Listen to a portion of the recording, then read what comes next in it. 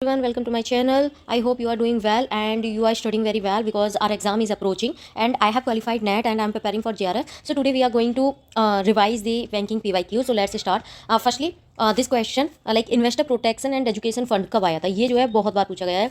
Like ये जितनी भी एनालिसिस है ये सारे PYQ से ही है और ये investor protection and education fund ये 2009 का है. ओके और ये सीक्वेंस में भी आते हैं कि कौन सा कब आया. एंड नेक्स्ट है टर्म लोन बिकम एनपीए. और एनपीए का हो गया. What do mean by NPA is non performing asset. Term loan non performing asset कब बनता है, तो ये 90 डेज में बनता है. ये 2025 के पीवाईक्यूज हैं और ये सिर्फ 2025 के पीवाईक्यूज नहीं है, जून 2025, बट ये पुरानी भी और जितनी भी मैं एनालिसिस कर रही हूँ वो सारे मैं यहीं लिखती हूँ, तो ये वही है. सो अब बात कर रहे हैं कि नेशनल स्टॉक एक्सचेंज एनएससी ये कब फॉर्म हुआ था. ये 1988 में हुआ था, लेकिन जब स्टेट्यूटरी स्टेब्लिशमेंट कब हुआ वो 1992 में हुआ. ओके और ये पीवाईक्यूज है कि ये कब आए थे और ये सीक्वेंस में लगाना, ये चीज़ बहुत आती है. लाइक लॉन्च्ड इलेक्ट्रॉनिक ट्रेडिंग कब लॉन्च हुई, 1994 में. लॉन्च एनएससी क्लियरिंग कॉर्पोरेशन कब लॉन्च हुआ, 1995 में. Launch of S&P CNX Nifty 1996. Commencement of derivative trading in index futures 2000. Commencement of trading in index option June 2001 and launch of security lending and borrowing scheme in April 2008. launch of mutual fund service system 2009. ये I think ये 2025 का ही है, अभी जो जून में हुआ था. आगे एसबीआई कब फॉर्म हुई थी, 1955. ये क्वेश्चन तो ये सारे ही पीवाईक्यूज में आए हुए हैं, एक एक क्वेश्चन पीवाईक्यू का है. 1921 में इंपीरियल बैंक, 1948 में आईएफसीआई, 1955 में एसबीआई और आईसीआईसीआई ये दोनों ही फॉर्म हुई थी 1955 में. ओके नेक्स्ट है 1956 में एलआईसी आया था. 1963 में यूनिट ट्रस्ट ऑफ इंडिया, 1964 में आईडीबीआई, 1971 में आईआईबीआई. ओके 1975 में रीजनल रूरल बैंक. और रीजनल रूरल बैंक के तो अलग से भी क्वेश्चन होते हैं, वो मैंने नीचे लिखा है, मैं बताऊंगी अभी. लाइक ये अंडर आरआरबीज एक्ट 1976 का एक्ट था. एंड रिफाइनेंस कौन रिफाइनेंस करता है, इसको नाबार्ड करता है. और एग्जिम और नाबार्ड ये 1982 के हैं. ओके दोनों ही, बट ये एग्जिम थोड़ा पहले जैन का है और ये जुलाई का है. नेक्स्ट नेशनल हाउसिंग बैंक 1988 का. एंड सिडबी है 1990 की. IIFC है FCL है 2006 की. ओके नाउ ये आरआरबी का क्वेश्चन, ये मैंने अलग अलग पीवाईक्यूज का इसी में मिला दिया है. ठीक है देखो आरआरबी जो है इसमें जो डिस्ट्रीब्यूशन होता है वो सेंट्रल के पास 50 होता है, स्टेट के पास 15%, स्पॉन्सरिंग बैंक का होता है 35%. ओके ये बहुत बड़ा क्वेश्चन पूछा गया. और ये गोवा आरआरबी जो है गोवा और सिक्किम में अवेलेबल नहीं है, ये अलग अलग क्वेश्चन का एक ही जगह है.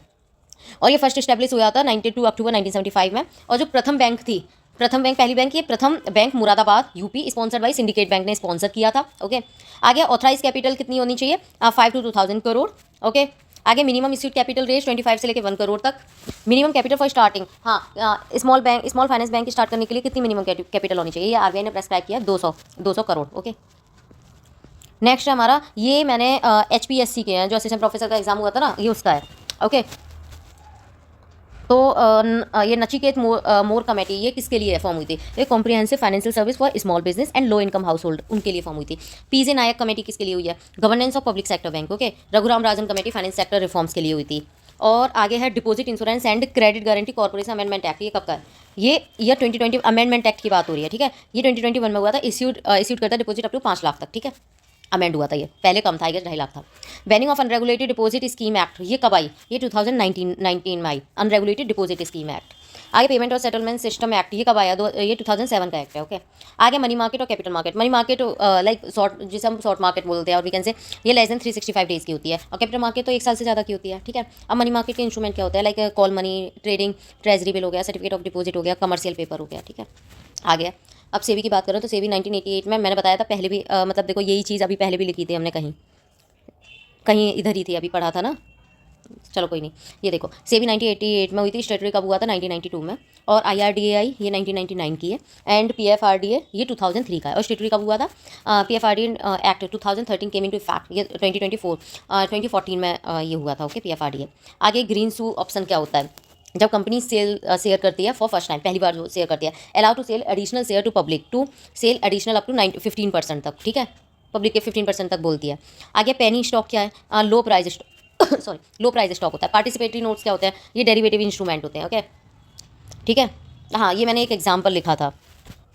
ये एग्जांपल था कि लाइक कोई सेबी एक रजिस्टर एफआईआई है जो मॉर्गन स्टैनले है. ठीक है एक पर्सन है ए, ये बोला कि मैं इंडिया में इन्वेस्ट करना चाह रहा हूँ, तो ये खुद तो नहीं कर सकता क्योंकि रजिस्टर्ड एफआईआईज होने चाहिए. तो ये इनसे बोलेगा कि तुम इन्वेस्ट करो, और ये इन्वेस्ट करेंगे इंडिया की कंपनी में, रिलायंस में. ठीक है शेयर प्राइस में शेयर परचेज कर लेंगे. और ये ए को मॉर्गन स्टैनले जो है ए को क्या देती है, पार्टिसिपेटरी नोट्स. तो ये मैंने एग्जांपल लिखा था कि पार्टिसिपेटरी नोट्स क्या होता है. और डेरिवेटिव इंस्ट्रूमेंट होते हैं, क्योंकि यहाँ पे अगर एसेट की वैल्यू इंक्रीज होगी तो ये ऐसे होता है. ओके सो आज हमने ये बैंकिंग का रिवीजन कर लिया है। और अगर ऐसे ही तुम चाहते हो कि मैं और भी जो मतलब मैंने पीडीएफ बना रखी है कि पीवाईक्यूज बैंकिंग के हो गए, बिजनेस इन्वायरमेंट के, अकाउंटिंग के, सबके पीवाईक्यूज बना रखे हैं, अगर आप लोग चाहते हो तो कमेंट करो कि मैं और भी वीडियो बनाऊँ। Okay, so have a nice day, bye bye everyone.